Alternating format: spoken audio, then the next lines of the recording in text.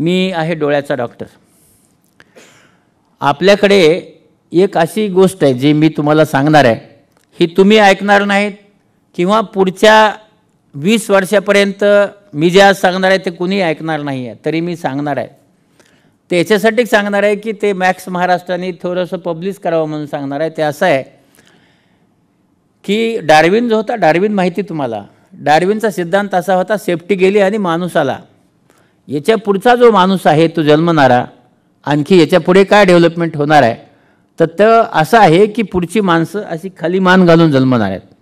वर मान त्यांचे असणार नाही आहे, जन्मताच खाली मान. का? कारण आता कुणाची वर मान नसतेच, सगळेजण त्या मोबाईलकडे असं खाली बघत असतात. त्यामुळे नवीन जन्मच खाली मान घालून होणार. आणि हा जो मोबाईल नावाचा मनुष्य आहे, तर ह्या मोबाईलनी आपल्या सगळ्यांच्या बुद्ध्या भ्रष्ट केल्यात. आणि गरज नसताना, म्हणजे कुणालाही गरज नसताना आपण मोबाईल सारखा बघत असतो. का बघतो मला माहीत नाही, पण त्या मोबाईलमध्ये सगळ्यांचे डोके खुपसल्यामुळे आपण आपली आई, आपले वडील, आपलं कुटुंब, आपले भाऊ, आपले बहीण सगळे विसरलो आहोत. आपल्याकडे एकच माहिती आहे, ते म्हणजे आभासी जग.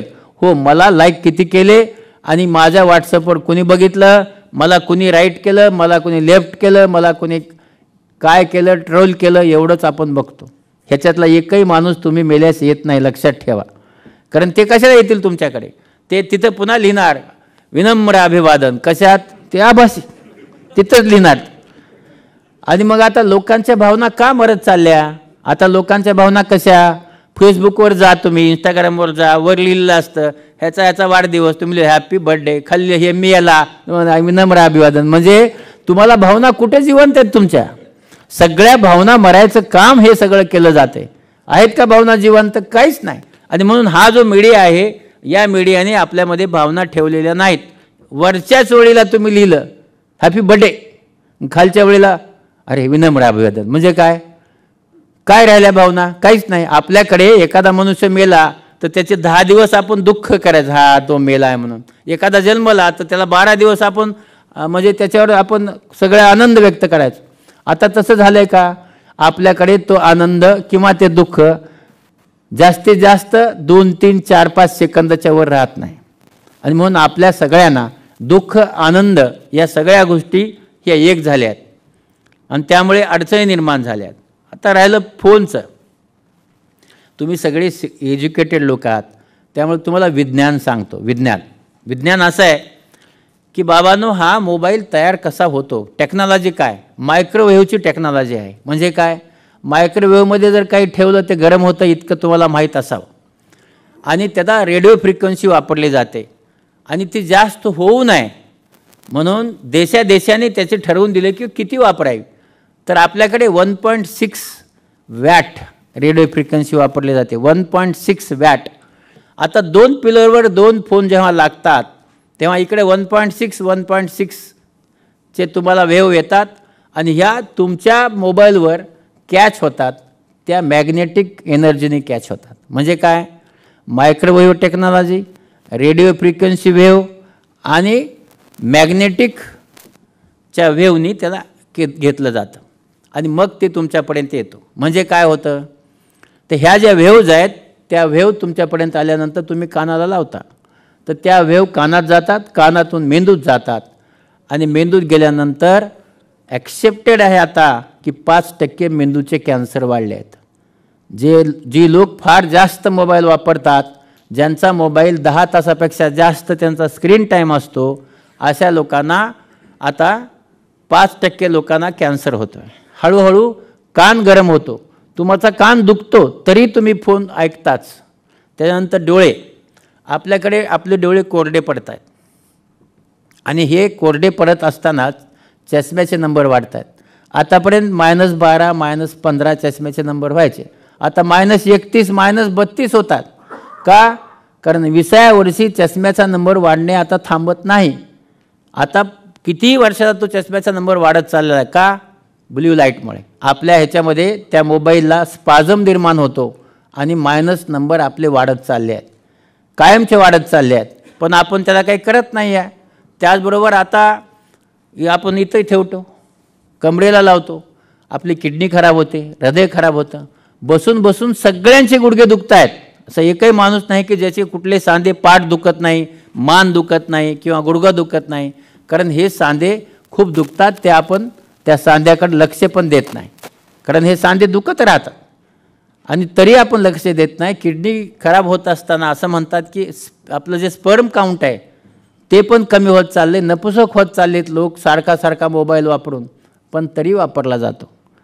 आणि मग हा जो मोबाईल आहे हा वापरल्याचे जे तोटे आहेत हे आपल्या सगळ्या शरीरावर तोटे आहेत. त्याचबरोबर आपला इंटेलिजन्स, आपली जी हुशारी आहे ही एकदम कमी होत चाललेली. आपली झोप जी आहे ही कमी होत चाललेली आहे. आणि दुसरी गोष्ट, दिवसा स्वप्न पडतात. तुम्ही डोळे बंद करा, बंद केल्याबरोबर तुम्हाला काही ना काही दिसायला लागतं. हे झोपीमध्ये उठल्यानंतर एकेकाळी दिसायचं. मग दिवसा स्वप्न का पडतात? कारण आपला जो मेंदू आहे ह्या मेंदूला तुम्ही सारखा मोबाईल बघून झोपूच देत नाही आणि म्हणून त्याला दिवसा स्वप्न पडत आहेत. आणि म्हणून हा जो मोबाईल आहे हा काय करू नये एवढं सांगतो की ह्या मोबाईलच्या ज्या वेव्ज आहेत ह्या 16 ते 18 इंच असतात. म्हणून आपल्या शरीरापासून 16 ते 18 इंच दूर ठेवा. म्हणजे समजा बोलणार असाल तर स्पीकर फोनवर बोला. स्पीकर फोन आहे त्याच्यावर बोला. आपण का बोलत नाही स्पीकर फोनवर? कारण आपला खाजगी बोलायचं असतं, म्हणजे नवऱ्याने ऐकू नये आणि बायकोने ऐकू नये म्हणून आपण कानाला लावून बोलतो.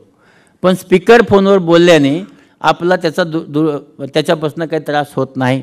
किंवा मग ब्लूटूथ लावा, तो लावून फोन दूर ठेवा ज्याच्यामुळे आपला त्रास होणार नाही. तसंच जेव्हा फोन तुम्ही चार्ज करता तेव्हा ज्या खोलीत झोपता तिथे चार्ज करू नका, ज्याच्यामुळे त्या ज्या वेव्ज आहेत तुमच्या भोवती रात्रभर फिरत राहतील आणि तुमच्या शरीरावर नुकसान होत राहील. बाहेर करा, बाहेर ठेवा फोनला आणि आत जाऊन तुम्ही झोपा. आणि कसा वापरायचा? जी लहान मुलं आहेत 6 वर्षापर्यंतची, त्यांचा मेंदू वाढत असतो, त्यांना 1 मिनिटही फोन देऊ नका. पण आपल्याकडे काय आहे? मुलगा रडत असेल फोन, जेवत नसेल फोन, सिरियल बघायची फोन, काही असेल तर त्याला आपण फोन देतो.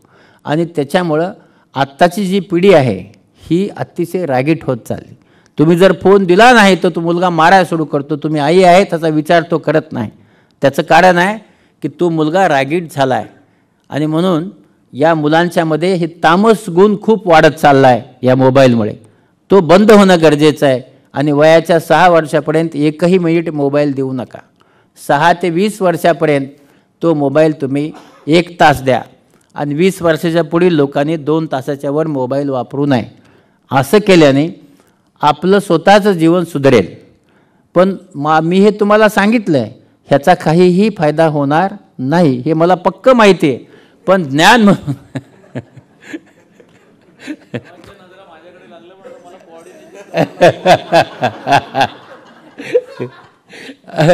ज्ञान म्हणून हे जे ज्ञान आहे हे ज्ञान म्हणून मी आपला दिलं आहे. मला असं वाटतं की कधी काळी तुम्हाला माझा हे बोललेलं लक्षात राहावं. मॅक्स महाराजांच्या चिंतनच्या याच्यामध्ये मी हे सांगितलं होतं, असं तुमच्या लक्षात राहावं.